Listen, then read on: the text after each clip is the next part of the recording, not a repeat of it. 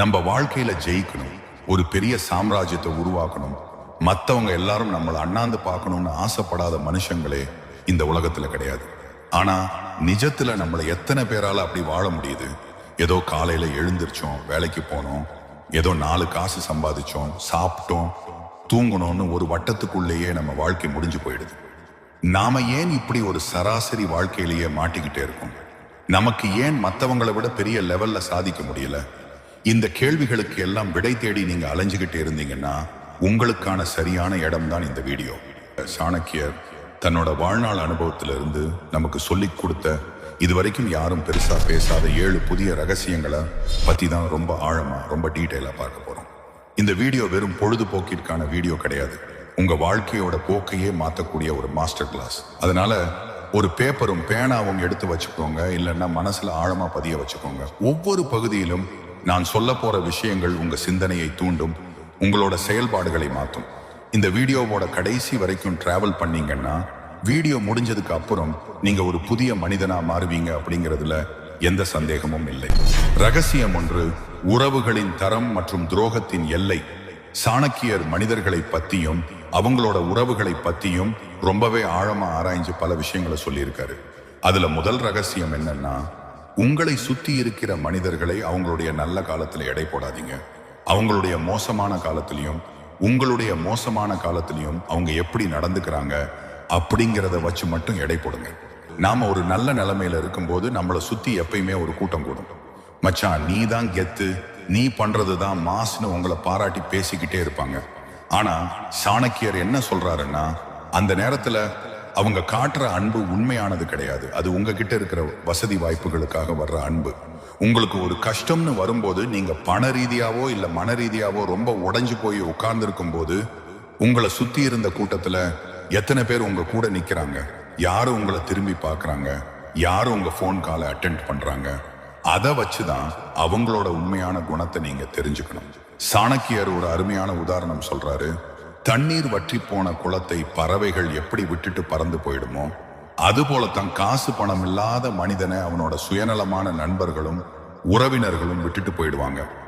இது கேட்கறதுக்கு ரொம்ப கசப்பா வலிக்கிற மாதிரி இருக்கலாம், ஆனா இதுதான் நிஜம் ஃப்ரெண்ட்ஸ்.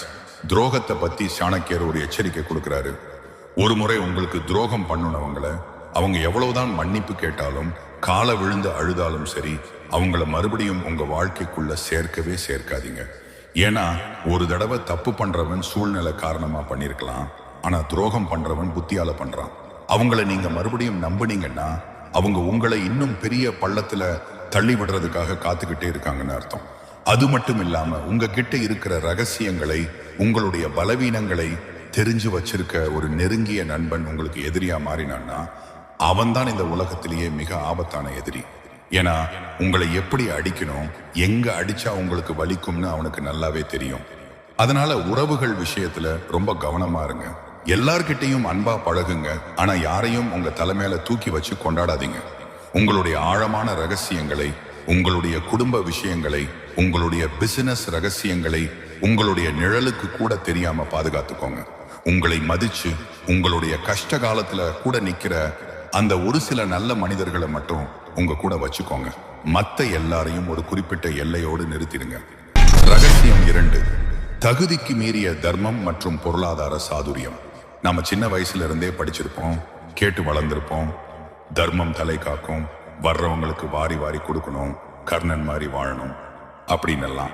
ஆனா சாணக்கியர் இதுக்கு நேர்மாறான ரொம்ப பிராக்டிக்கலான ஒரு உண்மையை உடைக்கிறாரு.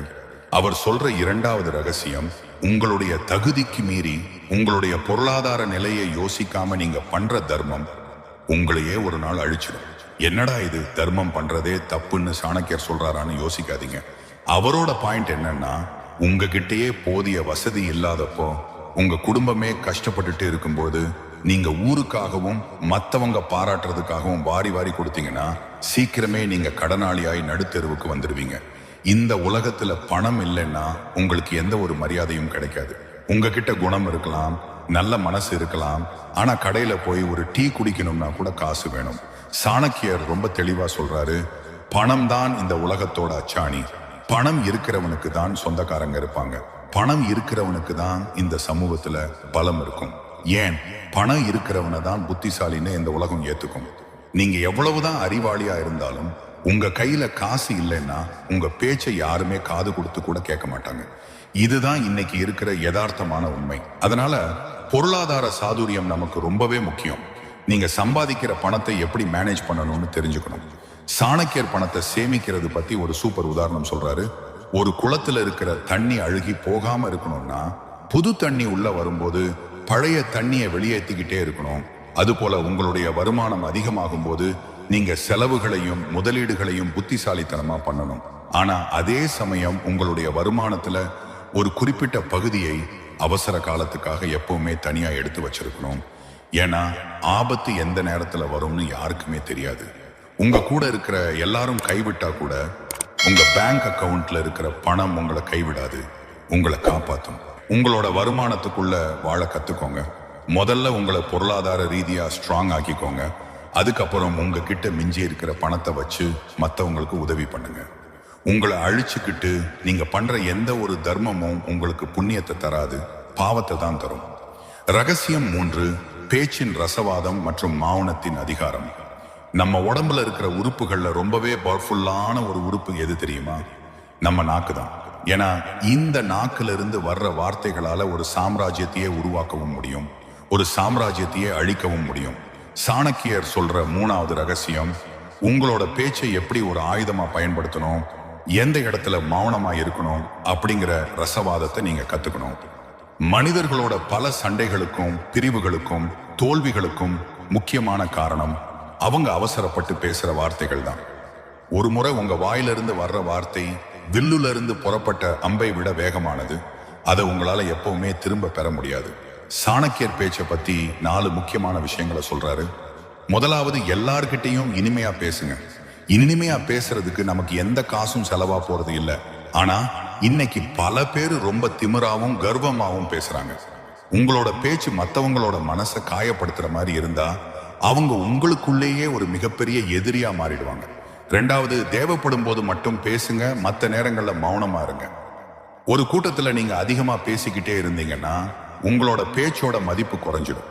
உங்களை ஒரு லூசு மாதிரி பார்க்க ஆரம்பிச்சிருவாங்க. ஆனா யார் ஒருத்தரோட அமைதியா இருந்துட்டு கரெக்டான நேரத்துல கம்மியான வார்த்தைகள்ல ஆழமான கருத்தை சொல்றாங்களோ அவங்களோட பேச்சுக்கு தான் அந்த இடத்துல பவர் அதிகம். உங்களுக்கு ஒருத்தர் மேல கோபம் வருது, உங்களை யாரோ ஒருத்தர் தேவையில்லாம வம்பு இழுக்கிறாங்கன்னா அந்த இடத்துல நீங்க கத்தி சண்டை போடுறதை விட அவங்கள பார்த்து ஒரு சின்ன புன்னகையோட அமைதியா கடந்து போறீங்க பாத்தீங்களா, அதுதான் அவங்களுக்கு நீங்க கொடுக்கிற மிகப்பெரிய அடி. உங்களோட பேச்சை மாத்துங்க, உங்க வாழ்க்கையோட தரம் தானா மாறும். ரகசியம் 4, சூழலுக்கு ஏற்ப மாறுதல் மற்றும் ராஜதந்திர தழுவல். காலமும் சூழ்நிலையும் எப்பவுமே ஒரே மாதிரி இருக்குது இல்ல. இன்னைக்கு நாம ஒரு சூப்பர் பொசிஷன்ல இருக்கலாம், நாளைக்கு அப்படியே தலைகீழா மாறலாம். சாணக்கியர் சொல்ற 4வது ரகசியம், யார் ஒருத்தர் காலத்துக்கும் சூழ்நிலைக்கும் ஏத்த மாதிரி தன்னை மாத்திக்கிறாங்களோ அவங்க மட்டும்தான் இந்த உலகத்துல பிழைக்க முடியும், ஜெயிக்க முடியும். ரொம்ப பிடிவாதமா நான் இப்படித்தான் இருப்பேன், நான் மாற மாட்டேன்னு சொல்றவங்க புயல் அடிக்கும் போது நேரா நிக்கிற மரம் வேரோட சாய்ஞ்சு போற மாதிரி அழிஞ்சு போயிடுவாங்க. ஆனா புயல் வரும்போது வளைஞ்சு கொடுக்கிற புல் தப்பிச்சு பிழைச்சுக்கும். அதுபோல நாம சூழ்நிலைக்கு ஏத்த மாதிரி வளைந்து கொடுக்க பழகிக்கணும். அது பலவீனம் கிடையாது, அதுதான் ராஜதந்திரம். சாணக்கியர் தன்னோட வாழ்க்கையிலேயே இதை பலமுறை பயன்படுத்தி இருக்காரு. ஒரு முறை மௌரிய பேரரசை அமைக்கிறதுக்கு முன்னாடி சாணக்கியரும் சந்திரகுப்தரும் தனந்தனுக்கு எதிராக நேரடியா போரிட்டாங்க. ஆனா தனந்தனோட படை பலம் ரொம்ப பெருசு அப்படிங்கிறதால அவங்க மோசமா தோத்து போய் உயிருக்கு பயந்து காட்டுக்குள்ள ஓட வேண்டியதாயிடுச்சு. அந்த நேரத்துல சாணக்கியர் பிடிவாதமா மறுபடியும் அதே படையோட மோதாம தன்னோட தந்திரத்தை மாத்தினாரு. சுத்தி இருக்கிற சின்ன சின்ன நாடுகளோட கூட்டணியை அமைச்சு தனந்தனோட கோட்டையை சுத்தி இருக்கிற பகுதிகளை கொஞ்சம் கொஞ்சமா பிடிச்சு கடைசியில மகத பேரரசையே வீழ்த்தினாரு. இதுல இருந்து நாம கத்துக்க வேண்டிய பாடம் என்னன்னா, ஒரு வழியில உங்களுக்கு தோல்வி கிடைக்குதுன்னா உங்களோட இலக்கை மாத்தாதீங்க, நீங்க போற வழியையும் உங்களோட தந்திரத்தையும் மாத்துங்க. இன்னைக்கு இருக்கிற மாடர்ன் உலகத்துல டெக்னாலஜி ரொம்ப வேகமா வளர்ந்துகிட்டே இருக்கு. இன்னைக்கு இருக்கிற ஒரு வேலை அல்லது பிசினஸ் இன்னும் 5 வருஷத்துல இருக்குமான்னு தெரியாது. ஏஐ போன்ற புதிய தொழில்நுட்பங்கள் வந்து ஏகப்பட்ட மாற்றங்களை உருவாக்கிட்டே இருக்கு. இந்த நேரத்துல நீங்க எனக்கு இதெல்லாம் தெரியாது, நான் பழைய காலத்து முறையில தான் வேலை செய்வேன்னு இருந்தீங்கன்னா இந்த உலகம் உங்களை தூக்கி எரிஞ்சிடும்.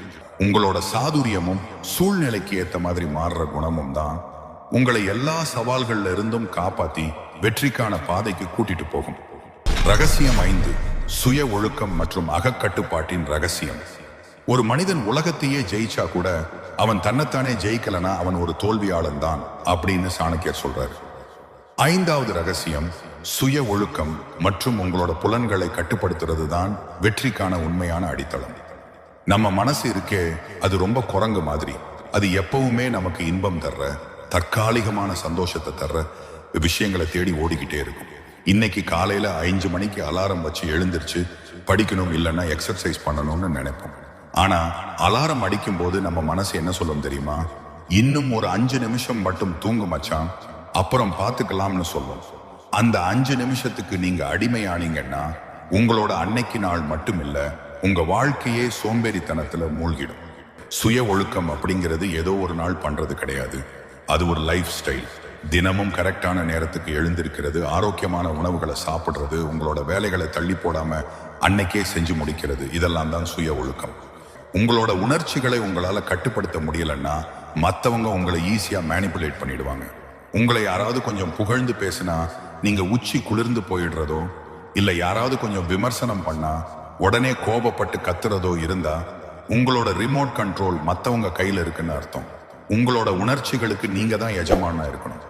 மனசை ஒருமுகப்படுத்துங்க, தேவையில்லாத ஆசைகளை கட்டுப்படுத்துங்க. எந்த ஒரு சூழ்நிலையிலும் உங்களோட சுய ஒழுக்கத்தை மட்டும் விட்டுடாதீங்க. இந்த அகக்கட்டுப்பாடு தான் உங்களை ஒரு சாதாரண மனிதன்ல இருந்து ஒரு சாதனையாளனா மாற்றும். ரகசியம் 6, எதிரியின் பலவீனம் மற்றும் மோதலின் கலை. வாழ்க்கைன்னு இருந்தா நமக்கு போட்டிகளும் இருக்கும், பொறாமைப்படுற எதிரிகளும் இருப்பாங்க. நீங்க நல்லா வளர்ந்து வர்றீங்கன்னா உங்களை எப்படியாவது கீழே இழுக்கணும்னு நினைக்கிற ஒரு கூட்டம் கண்டிப்பா இருக்கும். சாணக்கியர் சொல்ற 6வது ரகசியம், உங்களோட எதிரியை எப்படி கையாளுறது, அவனோட பலவீனத்தை வச்சு அவனை எப்படி வீழ்த்துறது அப்படிங்கிற மோதலின் கலை. சாணக்கியர் எதிரிகளை ஜெயிக்கிறதுக்கு 4 முக்கியமான உத்திகளை சொல்றாரு. சாம, தான, பேத, தண்ட. சாம அப்படின்னா சமாதானமா போறது, பேசி தீர்த்துக்கிறது. தான் அப்படின்றா சில சலுகைகளையோ இல்ல பரிசுகளையோ கொடுத்து நம்ம பக்கம் இழுக்கிறது. பேத அப்படின்றா எதிரிகளோட கூட்டணியில பிரிவினையை உருவாக்குறது. தண்ட அப்படின்றா நேரடியா பலத்தை பயன்படுத்தி தண்டிக்கிறது அல்லது வீழ்த்துறது. எடுத்த உடனே யாரும் சண்டைக்கு போகக்கூடாது, முதல்ல பேசி தீர்க்க பார்க்கணும். அது முடியலன்னா தான் அடுத்தடுத்த கட்டங்களுக்கு போகணும். இந்த உலகத்துல எவ்வளவு பெரிய பலசாலியா இருந்தாலும் அவன்கிட்ட கண்டிப்பா ஏதாவது ஒரு பலவீனம் இருக்கும். அவனோட கோபமா இருக்கலாம், அவனோட ஈகோவா இருக்கலாம், இல்ல அவனோட நெருங்கிய ஆட்களா இருக்கலாம்.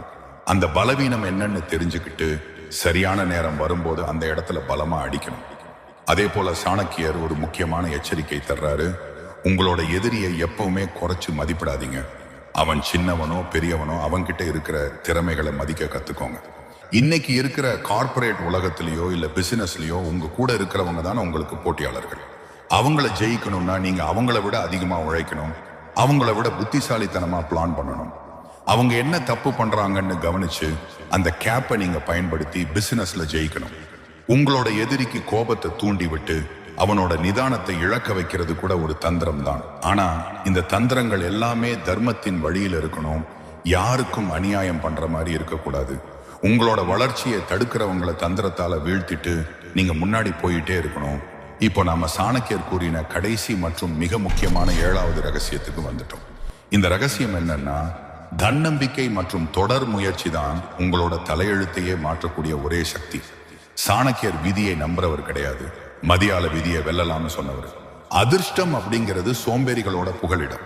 யார் ஒருத்தன் கையை கட்டிக்கிட்டு எனக்கு விதியில இருந்தா நடக்கும்னு உட்கார்ந்துருக்கானோ அவனோட வாழ்க்கை அழிய போகுதுன்னு அர்த்தம். ஆனா யார் ஒருத்தன் தன்னோட உழைப்பை மட்டுமே நம்பி சளைக்காம முயற்சி செய்யறானோ அவனுக்கு விதியே தோத்து போய் அவனுக்கு சாதகமா மாறும் அப்படின்னு சாணக்கியர் ரொம்ப ஆணித்தரமா சொல்றாரு. நம்மள பல பேர் ஒரு காரியத்துல இறங்குவோம், அதுல ஒரு தோல்வி கிடைச்ச உடனே அவ்வளவுதான், இது என் தலைவிதி, எனக்கு இதெல்லாம் செட் ஆகாதுன்னு சொல்லி பாதியிலேயே விட்டுட்டு ஓடிடுவோம். ஆனா சாணக்கியர் என்ன சொல்றாருன்னா, ஒரு வேலையை நீங்க செய்ய ஆரம்பிச்சிட்டீங்கன்னா அதுல தோல்வி வரும்னு பயப்படாதீங்க, அந்த வேலையை பாதியிலேயே விட்டு மூடாதீங்க. ஏன்னா நேர்மையா முயற்சி செய்யற மனிதர்கள் தான் இந்த உலகத்துல ரொம்ப மகிழ்ச்சியான மனிதர்கள். தோல்வி அப்படிங்கிறது ஒரு முடிவே கிடையாது, அது நீங்க வெற்றியை நோக்கி போறதுக்கான ஒரு படி, அவ்வளவுதான். சந்திரகுப்த மௌரியன் பலமுறை தோத்து போனப்போ கூட சாணக்கியர் அவனுக்கு கொடுத்த ஒரே டேனிக் தன்னம்பிக்கை தான். உன்னால முடியும், நீ தான் அடுத்த பேரரசன்னு அவனோட மனசுல வெறியை விதைச்சாரு. அந்த வெறிதான் அவன் இந்தியா முழுவதையும் ஆள வச்சது. அதுபோல உங்க மேல நீங்க முதல்ல நம்பிக்கை வைங்க. இந்த உலகம் உங்களை பார்த்து உன்னால முடியாது, நீ அதுக்கு சரிப்பட்டு வரமாட்டேன்னு 1000 வார்த்தைகள் சொல்லலாம்.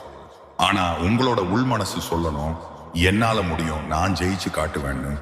அந்த தன்னம்பிக்கை மட்டும் உங்ககிட்ட இருந்தா உங்களை வீழ்த்த இந்த உலகத்துல எந்த ஒரு கொம்பனாலும் முடியாது. சாணக்கியர் சொன்ன இந்த வாழ்வியல் தத்துவங்கள் ஏதோ புத்தகத்தில் இருக்கிற கதைகள் கிடையாது. இது பல சாம்ராஜ்யங்களை உருவாக்கின நிஜமான ரகசியங்கள். இதை உங்க வாழ்க்கையில இன்னையிலிருந்து அப்ளை பண்ண ஆரம்பிங்க. கண்டிப்பா ஒரு மிகப்பெரிய பாசிட்டிவான மாற்றம் உங்க லைஃப்ல நடக்கும். இந்த 7 ரகசியங்கள்ல உங்களுக்கு எந்த ரகசியம் ரொம்ப பிடிச்சிருந்தது, உங்க லைஃபுக்கு ரொம்ப தேவைன்னு நீங்க நினைக்கிறீங்க அப்படிங்கிறத கீழே கமெண்ட் பாக்ஸ்ல கமெண்ட் பண்ணுங்க. இந்த வீடியோ உங்களுக்கு நிஜமாவே பயனுள்ளதா இருந்தா ஒரு லைக் பண்ணிட்டு